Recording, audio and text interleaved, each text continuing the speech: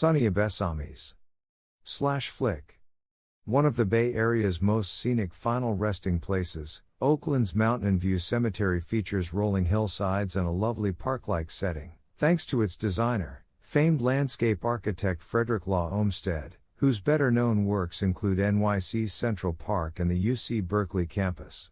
As its name suggests, those finding a permanent home here will have views galore, but it's visitors like us who get to appreciate them.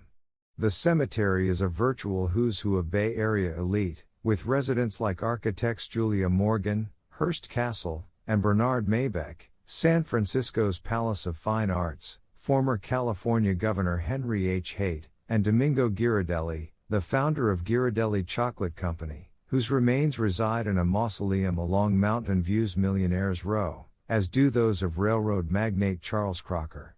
If you're interested in learning more, the cemetery offers docent-led tours at 10 a.m., the second Saturday of each month.